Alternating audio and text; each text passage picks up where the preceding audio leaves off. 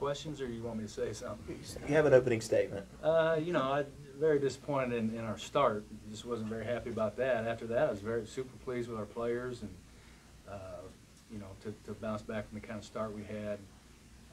You know, and really we did everything we wanted to do. I thought that you know, the biggest shot of the game was Trapp's three. Is it that's his name, right? Zero. We did everything we wanted to do. We helped in terms of their experience, probably want him shooting that shot, and he made it. And really, I think that was the biggest swing in the game. But, you know, I thought from the start we had, our kids did a great job of getting back in it. Coach, how did the different rules, NIT rules, affect your team at all? Yeah, I don't know if they did. It was a little bizarre trying to figure the fouls out, but that didn't really impact late in the game. You know, the widening of the lane for a player like Love. Yeah, I think that had a little bit of an impact because he works hard to get deep catches, so he doesn't have to go 3 or 4 back down dribbles. And with it being wider, you know, he had to catch the ball farther away from the basket. You know, and he leads our team in turnovers. He had 3 in the first half, and so you know, probably that. But he still had 14 and 9 against, you know, the best defensive center in the ACC.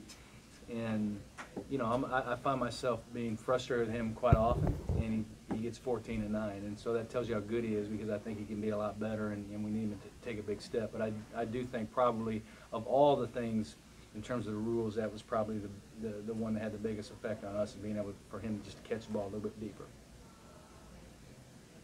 Do you feel like those missed free throws there with 46 seconds left? Well, I mean, they're important. He's never been a great free throw shooter. Now, he made a huge jump this year. You know, last year he was under 50, he was in the 40s, and really made a big jump this year. And, you know, obviously those were big free throws. That and the fact that, you know, we got them to miss a shot with 17 seconds left. You can't get the rebound. You know, those are just monster plays. When you look at probably the last minute of the game in terms of Trapp hitting that shot and us not making our free throws, and, you know, we didn't do a very good job finishing the game. But also, I mean, we're playing a good team and an incredibly experienced team, probably the most experienced team in terms of 5 fifth-year seniors. Now, I know one of them didn't play, but they're very experienced. How excited were you guys about the chance to knock off a team from the ACC? You know, I was thinking about this today. There's not a team in this tournament that's coming in this tournament off a win. Everybody that's coming in this tournament is coming off a loss. I think, if I figured it out correctly, and nobody immediately wants to be in it. Now we've probably had I don't know if they really felt like they had a chance to get in, but they were probably having to prepare for it. We knew obviously we weren't getting in, but still, like, the practices weren't good. It's hard to practice when you don't know who you're playing. And I would guess, you know, I don't know what Brad would say in terms of that, but we didn't have good practices.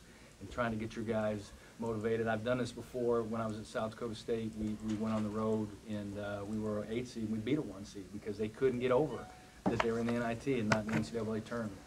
And so, you know, I think that Clemson did a good job of that, and it's not easy for really anybody, but this is still a great tournament. How do you convince your guys of that? Because it is. There's good teams in this tournament. Every team that's in it is a dang good college basketball team. And so to advance in it, would be an honor. And I really felt like if we could win the game, it could be the biggest win in Wright State history in terms of Division I, to be able to win a postseason game like that. Anything